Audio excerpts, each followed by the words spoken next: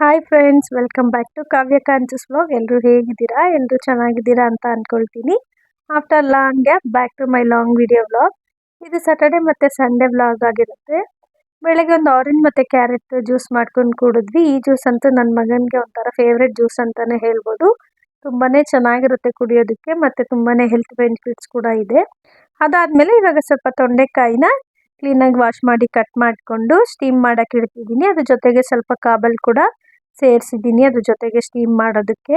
ಅದನ್ನು ಸ್ಟೀಮ್ ಮಾಡೋಕ್ಕಿತ್ತು. ಒಂದು ಕಡೆ ಹಾಲು ಕೂಡ ಕಾಯಿಸೋಕೆ ಇಟ್ಟಿದ್ದೆ, ಅದು ಕೂಡ ಕಾಯ್ದಿತ್ತು. ಇನ್ನು ಇವತ್ತು ಸಿಂಪಲ್ ಆಗಿ ಏನಾದರೂ ಬ್ರೇಕ್ಫಾಸ್ಟ್ ಮಾಡ್ಕೊಳ್ಳೋ ಅಂತ ಪ್ಲಾನ್ ಮಾಡ್ಕೊಂಡಿದ್ದೆ. ಅದಕ್ಕೆ ಸಿಂಪಲ್ ಆಗಿ ಜೀರಾ ರೈಸ್ ಮತ್ತು ಮೆಂತ್ಯ ದಾಲ್ ಮಾಡ್ಕೊಂಡು ಬಿಡೋಣ ಅಂತ ಫಸ್ಟ್ ದಾಲ್ ಮಾಡ್ಕೊಳ್ಳೋದಕ್ಕೆ ಒಂದು ಕುಕ್ಕರ್ಗೆ ತೊಳೆದಿಟ್ಕೊಂಡಿರೋ ಬೇಳೆ, ಈರುಳ್ಳಿ, ಹಸಿಮೆಣಸಿನ್ಕಾಯಿ, ಬೆಳ್ಳುಳ್ಳಿ, ಅರಿಶಿನ ಹಾಕ್ಕೊಂಡು ಲಾಸ್ಟಿಗೆ ನೀರು ಹಾಕಿ ಬೇಯಿಸೋಕಿಟ್ಟಿದ್ದೆ. ಇನ್ನು ಅದು ಕೂಡ ಬೇಯಿಸ್ಕೊಂಡು ಒಂದು ಪಾತ್ರೆಗೆ ಎಣ್ಣೆ, ಒಣಮೆಣಸಿನ್ಕಾಯಿ, ಕರಿಬೇವಿನ ಸೊಪ್ಪು, ಈರುಳ್ಳಿ ಸಣ್ಣದಾಗಿ ಹಚ್ಕೊಂಡಿದ್ದೀನಿ. ಅದನ್ನು ಚೆನ್ನಾಗಿ ಫ್ರೈ ಮಾಡಿಕೊಂಡು ಅದಾದಮೇಲೆ ಕಟ್ ಮಾಡಿ ಇಟ್ಕೊಂಡಿದ್ದೀನಿ ಮೆಂತ್ಯ ಸೊಪ್ಪು ಮತ್ತು ಟೊಮೆಟೊನ ಆ್ಯಡ್ ಮಾಡಿಕೊಂಡು ಮಿಕ್ಸ್ ಮಾಡ್ಕೊಳ್ತಾ ಇದ್ದೀನಿ. ಅದಾದಮೇಲೆ ಅದಕ್ಕೆ ಸ್ವಲ್ಪ ಉಪ್ಪು ಮತ್ತು ಅಚ್ಚ ಖಾರದ ಪುಡಿ ಆ್ಯಡ್ ಮಾಡಿಕೊಂಡು ಮಿಕ್ಸ್ ಮಾಡಿಕೊಂಡು ಲಾಸ್ಟಿಗೆ ಒಂದು ಸ್ವಲ್ಪ ಜೀರಿಗೆ ಆ್ಯಡ್ ಮಾಡ್ಕೊಳ್ತಾ ಇದ್ದೀನಿ. ಅದಾದಮೇಲೆ ಆಗಲೇ ಬೇಯಿಸಿಟ್ಕೊಂಡಿದ್ದು ಬೇಳೆನ ಆ್ಯಡ್ ಮಾಡಿಕೊಂಡು ಚೆನ್ನಾಗಿ ಮಿಕ್ಸ್ ಮಾಡಿಕೊಂಡು ಒಂದು ಸ್ವಲ್ಪ ಕೊತ್ತಂಬರಿ ಆ್ಯಡ್ ಮಾಡಿಕೊಂಡು ಕುದಿಸ್ಕೊಂಡ್ರೆ ಸಾಕು. ಒಂದು ಸಿಂಪಲ್ ಅಂಡ್ ಕ್ವಿಕ್ಕಾಗಿ ಮಾಡ್ಕೊಳ್ಳೋ ದಾಲ್ ರೆಡಿ ಆಗಿಬಿಡುತ್ತೆ. ಇನ್ನು ಇದಕ್ಕೆ ಸ್ವಲ್ಪ ಜೀರಾ ರೈಸ್ ಮಾಡ್ಕೊಂಡು ಬಿಡೋಣ ಅಂತ ಎಲ್ಲ ರೆಡಿ ಮಾಡ್ಕೊಂಡಿದ್ದೆ. ಇನ್ನು ಇದನ್ನು ಮಾಡ್ಕೊಳ್ಳೋದಕ್ಕೆ ಒಂದು ಬಾಂಡಿಗೆ ಎಣ್ಣೆ, ಹಸಿಮೆಣಸಿನ್ಕಾಯಿ, ಗೋಡಂಬಿ, ಜೀರಿಗೆ, ಕರಿಬೇವಿನ ಸೊಪ್ಪು, ಈರುಳ್ಳಿ ಹಾಕ್ಕೊಂಡು ಫ್ರೈ ಮಾಡ್ಕೊಳ್ತಾ ಇದ್ದೀನಿ. ಇನ್ನು ಈರುಳ್ಳಿ ಲೈಟಾಗಿ ಫ್ರೈ ಆದಮೇಲೆ ಅದಕ್ಕೆ ಸ್ವಲ್ಪ ಉಪ್ಪು ಮತ್ತು ಲಾಸ್ಟಿಗೆ ರೈಸ್ ಸೇರಿಸ್ಕೊಂಡ್ರೆ ಸಾಕು. ಒಂದು ಸಿಂಪಲ್ ಆಗಿರೋ ಜೀರಾ ರೈಸ್ ರೆಡಿ ಆಗಿಬಿಡುತ್ತೆ. ಈ ದಾಲಿಗಂತೂ ಒಂದೊಳ್ಳೆ ಕಾಂಬಿನೇಷನ್ ಅಂತಲೇ ಹೇಳ್ಬೋದು. ಆಗಲೇ ಬೇಯಿಸಿಟ್ಕೊಂಡಿದ್ದು ತೊಂಡೆಕಾಯಿಗೆ ಇವಾಗ ಮಸಾಲೆ ರೆಡಿ ಮಾಡ್ಕೊಳ್ತಾ ಇದ್ದೀನಿ. ಇದಕ್ಕೊಂದು ಜಾರಿಗೆ ಹುರಿದಿಟ್ಕೊಂಡಿರೋ ಕಡಲೆ ಬೀಜ, ಬ್ಯಾಡಗಿ ಮೆಣಸಿನ್ಕಾಯಿ, ಗುಂಟೂರು ಮೆಣಸಿನ್ಕಾಯಿ, ಬೆಳ್ಳುಳ್ಳಿ, ಸಾಸಿವೆ, ಜೀರಿಗೆ, ಮೆಂತ್ಯ, ಸ್ವಲ್ಪ ಹುಣಸೆಹಣ್ಣು ಹಾಕ್ಕೊಂಡು ಗ್ರೈಂಡ್ ಮಾಡಿ ಎತ್ತಿಟ್ಕೊಂಡು ಇವಾಗ ಒಂದು ಬಾಣಲಿಗೆ ಎಣ್ಣೆ, ಸಾಸಿವೆ, ಕರಿಬೇವು, ಕಡಲೆಬೇಳೆ, ಸಣ್ಣದಾಗಿ ಹಚ್ಕೊಂಡಿರೋ ಈರುಳ್ಳಿ, ಆಗಲೇ ಗ್ರೈಂಡ್ ಮಾಡಿ ಇಟ್ಕೊಂಡಿದ್ದು ಮಸಾಲೆ ಹಾಕ್ಕೊಂಡು ಚೆನ್ನಾಗಿ ಫ್ರೈ ಮಾಡಿಕೊಂಡು ಲಾಸ್ಟಿಗೆ ಬೇಯಿಸಿಟ್ಕೊಂಡಿದ್ದು ತೊಂಡೆಕಾಯಿ ಆ್ಯಡ್ ಮಾಡಿಕೊಂಡ್ರೆ ಸಾಕು. ಒಂದು ಸಖತ್ ಟೇಸ್ಟ್ ಆಗಿರೋ ತೊಂಡೆಕಾಯಿ ಪಲ್ಯ ರೆಡಿ ಆಗಿಬಿಡುತ್ತೆ.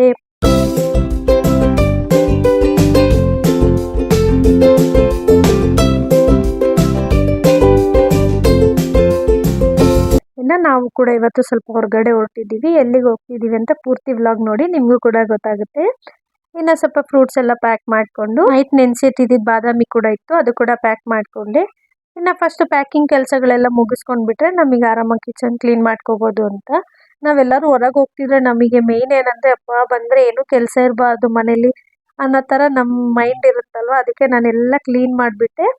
ಅದಾದಮೇಲೆ ಇವಾಗ ರೆಡಿ ಆಗ್ತಿದ್ದೀನಿ. ಡಿನ್ನರ್ ರೆಡಿ ಆಗಿಬಿಟ್ಟು ದೇವ್ರಿಗೆ ದೀಪ ಹಚ್ಬಿಟ್ಟು ಹೊರಟಿದ್ದೀವಿ.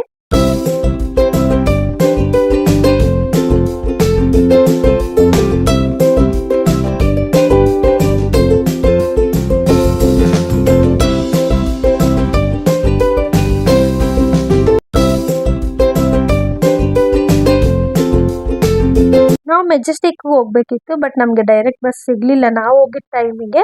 ಅದಕ್ಕೆ ನಾವು ಚಂದಾಪುರಕ್ಕೆ ಹೋಗ್ಬಿಟ್ಟು ಅಲ್ಲಿಂದ ಎಕ್ಸ್ಪ್ರೆಸ್ ಮೆಜೆಸ್ಟಿಕ್ ಗಾಡಿಗೆ ಹೋಗ್ಬಿಡೋಣ ಅಂತ ಪ್ಲಾನ್ ಮಾಡ್ಕೊಂಡು ಹೋಗ್ತಾ ಇದ್ದೀವಿ.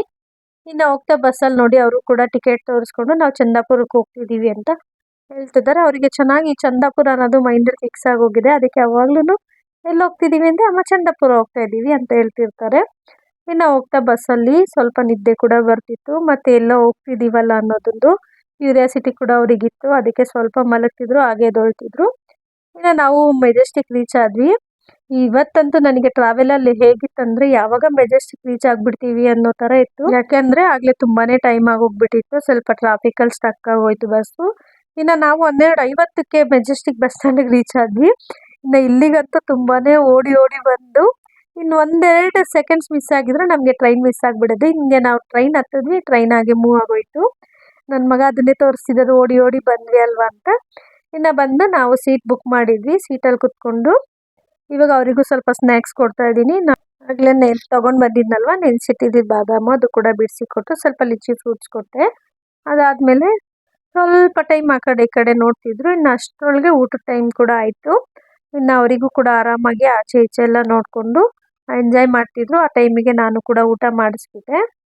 ಇನ್ನು ಇವತ್ತೇನು ಅವರು ತೊಂದರೆನೇ ಕೊಟ್ಟಿಲ್ಲ, ಆರಾಮಾಗಿ ಆಚೆ ಎಲ್ಲ ನೋಡಿಕೊಂಡು ಎಂಜಾಯ್ ಮಾಡಿಕೊಂಡು ಟ್ರಾವೆಲ್ನ ಊಟ ಮಾಡಿಕೊಂಡ್ರು. ಇವತ್ತು ಹೋಗ್ತಾ ದಾರಿಲಿ ಬೆಟ್ಟ ಗುಡ್ಡ ಎಲ್ಲ ಕಾಣಿಸ್ತಿತ್ತಲ್ವ, ಅಲ್ಲಿ ಪ್ರಾಣಿಗಳಿರುತ್ತಾ ಯಾವಾಗಲೂ ಅವರಿಗೆ ಬರೀ ಪ್ರಾಣಿಗಳ ಬಗ್ಗೆನೇ ಯೋಚನೆ. ಅಲ್ಲಿ ಕರಡಿ ಇರುತ್ತಾ, ಎಲಿಫೆಂಟ್ ಇರುತ್ತಾ ಅಂತ ಅವರಪ್ಪ ಹತ್ರ ಎಲ್ಲ ಕೇಳ್ತಿದ್ರು. ಅದಕ್ಕೆ ಅವರಪ್ಪ ಎಲ್ಲ ಅದಕ್ಕೂ ಹ್ಞೂ ಅಂತ ಹೇಳ್ತಾ ಇದ್ರು.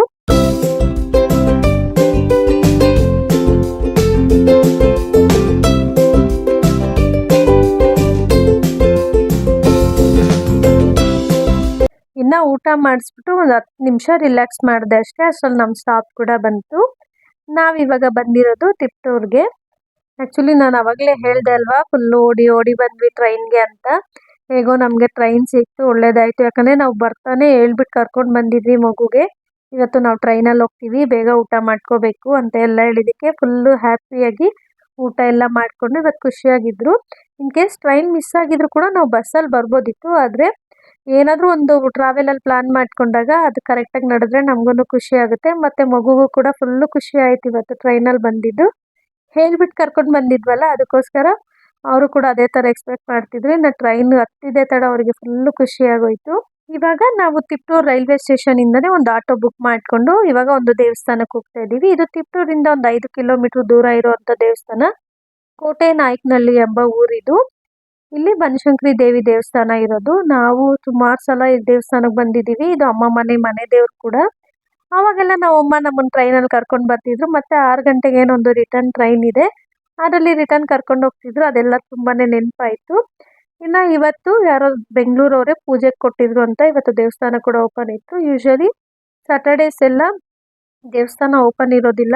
ಮಧ್ಯಾಹ್ನದ ಟೈಮು ನಾವು ಹೋಗಿ ಅಲ್ಲಿ ಪುರೋಹಿತರನ್ನ ಕರೆಸಿದ್ರೆ ಅವರು ಪೂಜೆ ಮಾಡಿ ಕೊಡ್ತಾರೆ. ಇವತ್ತು ದೇವಸ್ಥಾನ ಕೂಡ ಓಪನ್ ಇತ್ತಲ್ವ, ಇನ್ನು ನಾವು ಹೋಗಿ ಕೈಕಾಲೆಲ್ಲ ತೊಳ್ಕೊಂಡು ಬರ್ತಿದ್ದೀವಿ ಇವಾಗ.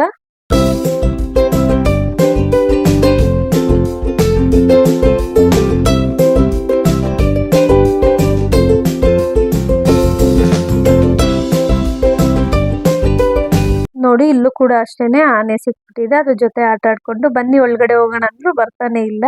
ಅದಾದ್ಮೇಲೆ ಏನೋ ಒಂದು ಹೇಳ್ಕೊಟ್ಟು ಇವಾಗ ದೇವಸ್ಥಾನದ ಒಳಗಡೆ ಬಂದಿದ್ದೀವಿ.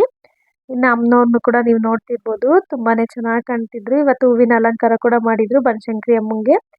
ಇವತ್ತು ಪೂಜೆ ಇಟ್ಕೊಂಡಿದ್ರು ಅಂತ ಹೇಳಿದ್ನಲ್ವ, ಅವರು ವಿಶೇಷವಾಗಿ ಹೂವಿನ ಅಲಂಕಾರ ಕೂಡ ಮಾಡಿಸಿದ್ರು. ಅದನ್ನ ನೋಡೋ ಭಾಗ್ಯ ನಮಗೂ ಕೂಡ ಸಿಕ್ತು. ಇವಾಗ ಒಳಗಡೆ ಪೂಜೆ ಕೂಡ ಮಾಡ್ತಾ ಇದ್ದಾರೆ. ನಾವು ಕೂಡ ಪೂಜೆ ಕೊಟ್ಟಿದ್ವಿ.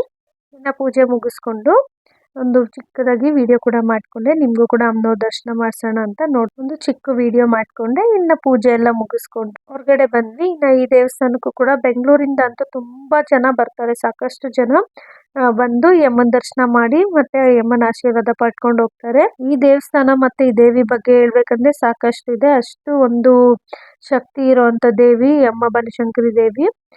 ಇನ್ನು ಇವಾಗ ಪೂಜೆ ಕೂಡ ಮುಗಿಸ್ಕೊಂಡು ನಾವು ಕೂಡ ಹೊರಡ್ತಾ ಇದ್ದೀವಿ. ಯಾಕಂದರೆ ನಾವು ಆಟೋ ಮಾತಾಡ್ಕೊಂಡು ಬಂದಿದ್ವಲ್ಲ, ಇನ್ನು ಅವರು ಕೂಡ ವೆಯ್ಟ್ ಮಾಡ್ತಾ ಇರ್ತಾರೆ ಅಂತ ಹೇಳಿಬಿಟ್ಟು. ನನಗೆ ಏನೊಂದು ಖುಷಿ ಅಂದರೆ ಬರ್ತಿದ್ದಂಗೆ ಅಮ್ಮನ ದರ್ಶನ ಚೆನ್ನಾಗಾಯ್ತಲ್ವ, ಅದೇ ನನಗೆ ಒಂಥರ ಮನಸ್ಸಿಗೆ ಖುಷಿ ಅನ್ನಿಸ್ತು. ನೆಕ್ಸ್ಟ್ ನಾವು ಹೊರಟಿರೋದು ಪೆದ್ದಿಹಳ್ಳಿ ಅನ್ನೋ ಒಂದು ಗ್ರಾಮಕ್ಕೆ. ಇಲ್ಲಿ ಇರೋ ದೇವರು ಪೆದ್ದಾಳಮ್ಮ ಅಂತ. ಇದು ಕೂಡ ತುಂಬಾ ಶಕ್ತಿ ಇರೋ ದೇವತೆ. ಇವು ಗ್ರಾಮದವ್ರಿಗೆ ಏನೇ ಆಗ್ಬೇಕಂತಿದ್ರು ಕೂಡ ಫಸ್ಟ್ ಈ ಅಮ್ಮ ಹತ್ರ ಬಂದು ಅಪ್ಪಣೆ ಕೇಳಿಕೊಂಡು ಅದಾದಮೇಲೆ ಆ ಕೆಲಸನ ಸ್ಟಾರ್ಟ್ ಮಾಡ್ತಾರೆ. ಒಂದು ಮದುವೆ ವಿಷಯದಿಂದ ಹಿಡಿದು ಕೂಡ ಅಮ್ಮನವ್ರನ್ನ ಫಸ್ಟು ಅಪ್ಪಣೆ ಕೇಳ್ತಾರೆ. ಇನ್ನು ಬೆಳಗ್ಗೆ ಟೈಮು ಅಮ್ಮನವರಿಗೆ ಹೂನ ಅಲಂಕಾರ ಮಾಡಿರ್ತಾರೆ. ಆ ಹೂವು ಅಲಂಕಾರ ಮಾಡಿದಾಗ ಏನಾದರೂ ಪ್ರಶ್ನೆ ಇದ್ದಾಗ ಕೇಳ್ತಾರೆ. ಆಗುತ್ತೆ ಅನ್ನೋದಿದ್ರೆ ಅಮ್ಮ ಬಲಗಡೆಯಿಂದ ಹೂವು ಕೊಡ್ತಾರೆ. ಇನ್ ಕೇಸ್ ಆಗೋದಿಲ್ಲ ಅನ್ನೋದಿದ್ರೆ ಎಡಗಡೆಯಲ್ಲಿ ಹೂವು ಕೊಡ್ತಾರೆ. ನನಗೂ ಕೂಡ ಈ ಅನುಭವ ಆಗಿದೆ. ನಾನು ಕೂಡ ಅಮ್ಮನವ್ರ ಹತ್ರ ಒಂದು ಪ್ರಶ್ನೆ ಇಟ್ಟಾಗ ಅಮ್ಮ ಬಲಗಡೆ ಹೂವು ಕೊಟ್ಟಿದ್ರು. ಅದೇ ಥರ ನನಗೆ ಆ ಕೆಲಸ ಕೂಡ ಆಗಿದೆ. ಇದು ಒಂಥರ ನನ್ನ ನಂಬಿಕೆ ಅಂತಲೇ ಹೇಳ್ಬೋದು. ಇನ್ನು ಈ ಅಮ್ಮ ಕೂಡ ತುಂಬ ಅಂದರೆ ತುಂಬ ಶಕ್ತಿ ಇರೋವಂಥ ದೇವಸ್ಥಾನ. ಸುತ್ತಮುತ್ತ ಇರೋ ಗ್ರಾಮದವ್ರು ಕೂಡ ಎಲ್ಲರೂ ಬಂದು ಅಮ್ಮ ಹತ್ರ ಏನಿದ್ರು ಕೂಡ ಕೇಳಿಕೊಂಡು ಅದಾದಮೇಲೆ ಎಲ್ಲ ಕೆಲಸಗಳನ್ನ ಮಾಡೋ ಅಂಥದ್ದು ಈ ಊರಿನ ಜನಗಳ ವಾಡಿಕೆ. ನಾವು ಕೂಡ ಅಷ್ಟೇ, ಯಾವಾಗ ತಿಪ್ಟೂರಿಗೆ ಬಂದ್ರೂ ಕೋಟೆ ನಾಯಕನಹಳ್ಳಿ ಬನಶಂಕರಿ ದೇವಿ ಮತ್ತು ಪೆದ್ದಿಹಳ್ಳಿಯ ಪೆದ್ದಾಳಮ್ಮನ ದೇವ್ರನ್ನ ದರ್ಶನ ಮಾಡ್ಕೊಳ್ಳದೆ ವಾಪಸ್ ಹೋಗೋದೇ ಇಲ್ಲ. ನಮಗೊಂಥರ ಈ ರೂಟಿಗೆ ಬಂದಾಗ ನಮಗೆ ಒಂದು ಅನ್ನಿಸ್ತಿರುತ್ತೆ, ಅಪ್ಪ ಹೋಗ್ಬಿಟ್ಟು ಫಸ್ಟು ದೇವ್ರನ್ನ ನೋಡ್ಕೊಂಡು ಬಂದುಬಿಡ್ಬೇಕು, ದೇವ್ರ ದರ್ಶನ ಮಾಡಿಕೊಂಡು ಅದಾದಮೇಲೆ ಏನಾದರೂ ಕೆಲಸ ಇದ್ದರೆ ಮುಗಿಸ್ಕೊಂಡು ಬರ್ತೀವಿ. ಇನ್ನು ಇಲ್ಲೂ ಕೂಡ ತುಂಬಾ ಚೆನ್ನಾಗಿ ದರ್ಶನ ಆಯಿತು. ಇನ್ನು ಇಲ್ಲೂ ದರ್ಶನ ಮುಗಿಸ್ಕೊಂಡು ನಾವು ವಾಪಸ್ ಇವಾಗ ತಿಪ್ಟೂರಿಗೆ ಹೋಗ್ತಾ ಇದ್ದೀವಿ.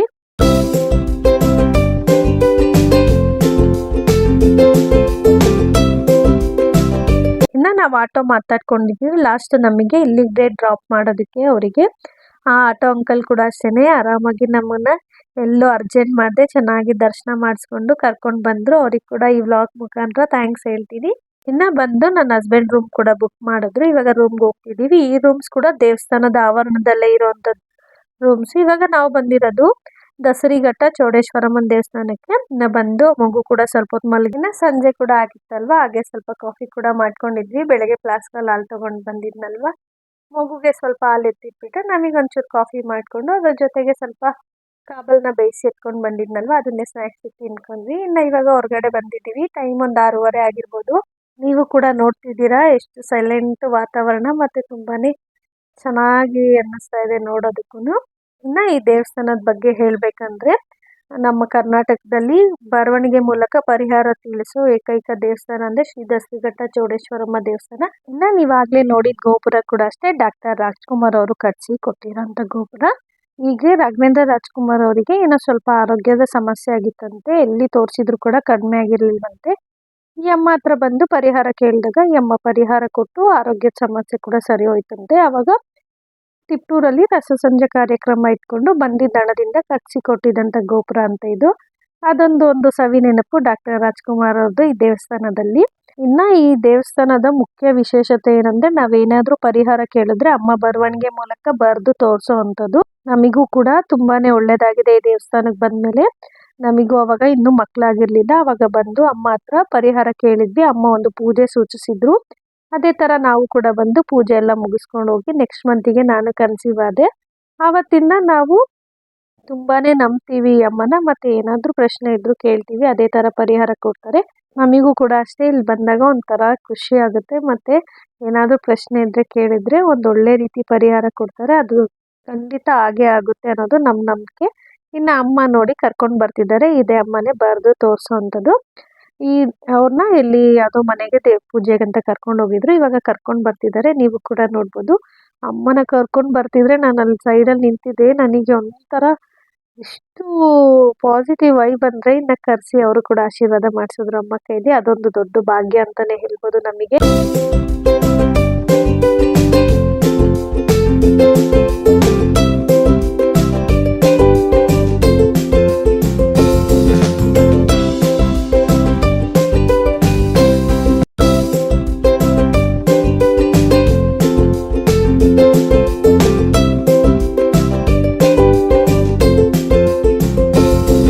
ಸ್ವಲ್ಪ ಹೊತ್ತಾಗಿ ಹೊರಗಡೆ ಕರ್ಕೊಂಡು ಹೋಗ್ಬಿಟ್ಟು ಬರೋಣ ಮಗುನ ಅಂತ ಕರ್ಕೊಂಡು ಬಂದಿದ್ದೆ. ಇಲ್ಲಿ ಒಂದು ಆಂಟಿ ನಮಗೆ ಪರಿಚಯ ಇದ್ದಾರೆ. ಲಾಸ್ಟ್ ಟೈಮ್ ಬಂದಾಗ ಅವ್ರು ಪರಿಚಯ ಆಗಿದ್ದು. ಇನ್ನು ಅವ್ರ ಹತ್ರ ಸ್ವಲ್ಪ ಹೇಳ್ಬಿಟ್ಟು, ಅವ್ರ ಮನೆ ಅಲ್ಲೇ ಅಪೋಸಿಟ್ ಇದ್ದಿದ್ದು ದೇವಸ್ಥಾನದ ಹತ್ರ. ಅವ್ರಿಗೆ ಹೇಳ್ಬಿಟ್ಟು ಒಂದು ಸ್ವಲ್ಪ ಮಗುಗೆ ಸರಿ ಮಾಡಿಸ್ಕೊಂಡು ಬಿಡೋಣ ಅಂತ ಕೊಟ್ಟಿದ್ದೆ. ಆಂಟಿ ಮಾಡಿಸ್ಕೊಂಡು ಬರಕ್ಕೆ ಹೋಗಿದ್ರು. ಅದಕ್ಕೆ ನಾವು ಅಂಗಡಿ ಹತ್ರ ನಿಂತ್ಕೊಂಡಿದ್ವಿ. ಇನ್ನು ಮಗುಗೆ ಸ್ವಲ್ಪ ಟಾಯ್ಸ್ ಎಲ್ಲ ತಗೊಂಡು ಸರಿ ಕೂಡ ಮಾಡಿಸ್ಕೊಂಡು ಬಂದು ಈಗ ನೋಡಿ ಹಾಗೆ ಆಟ ಆಡಿಸ್ಕೊಂಡು ಊಟ ಕೂಡ ಮಾಡಿಸ್ತಿದ್ದೀನಿ. ಅವರಿಗಂತೂ ಫುಲ್ ಖುಷಿ ಆಗ್ತಿದೆ. ಆರಾಮಾಗಿ ಊಟ ಮಾಡಿಕೊಂಡು ಆಟ ಆಡ್ತಾ ಇದ್ದಾರೆ. ನಾನು ಸ್ವಲ್ಪ ಹೊತ್ತು ಆಟ ಆಡಿಸ್ತಿದ್ದೆ, ಅವರಪ್ಪ ಸ್ವಲ್ಪ ಹೊತ್ತು ಆಟ ಆಡಿಸ್ತಿದ್ರು. ಇನ್ನು ನಾನು ನನ್ನ ಹಸ್ಬೆಂಡ್ ಕೂಡ ಅದೇ ಮಾತಾಡ್ಕೊಂಡ್ವಿ. ನೋಡಮ್ಮ ನಿಂದ ಇದ್ದಿದ್ದ ಹುಟ್ಟಿರೋ ಮಗು ಇವಾಗ ನಿನ್ನ ಹತ್ರ ಆಟ ಆಡ್ಕೊಂಡಿದೆ ಎಷ್ಟು ಚೆನ್ನಾಗಿ ಅಂತ ಹೇಳ್ತಿದ್ವಿ. ಇವಾಗ ನೋಡಿ ಲಾಸ್ಟ್ ಪೂಜೆ ಟೈಮು. ಆವಾಗ ನಾನೊಂದು ವಿಡಿಯೋ ಶೂಟ್ ಮಾಡಿಕೊಂಡೆ ನಿಮಗೂ ತೋರಿಸೋಣ ಅಂತ. ಅಮ್ಮನ ಆಶೀರ್ವಾದ ನಿಮಗೂ ಕೂಡ ಇರಲಿ. ತುಂಬಾ ಖುಷಿ ಆಗ್ತದೆ ನನಗೆ. ಇನ್ನು ಲಾಸ್ಟ್ 9 ಗಂಟೆ ಪೂಜೆ ನಡೆಯುತ್ತೆ. 9 ಗಂಟೆ ಆದಮೇಲೆ ದೇವಸ್ಥಾನ ಕ್ಲೋಸ್ ಮಾಡ್ತಾರೆ. ಇನ್ನು ಅಲ್ಲೇ ಉಳ್ಕೊಳ್ಳೋರಿಗೆ ಊಟದ ವ್ಯವಸ್ಥೆ ಕೂಡ ಇರುತ್ತೆ. ಮತ್ತೆ ಬೆಳಗ್ಗೆಯಿಂದ ಈ ವ್ಲಾಗ್ನ ಕಂಟಿನ್ಯೂ ಮಾಡ್ತಾ ಇದ್ದೀನಿ.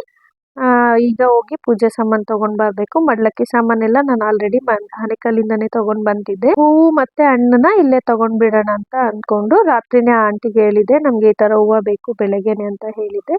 ಅವರು ಕೂಡ ಪಾಪ ಎಲ್ಲ ರೆಡಿ ಮಾಡಿ ಇಟ್ಟಿದ್ರು. ಇನ್ನು ಪೂಜೆ ಸಾಮಾನೆಲ್ಲ ತೊಗೊಂಡು ಇವಾಗ ಎಂಟ್ರೆನ್ಸ್ ಇಂದ ಒಳಗಡೆ ಹೋಗ್ತಾ ಇದ್ದೀನಿ. ನೀವು ನೋಡ್ತಿರ್ಬೋದು.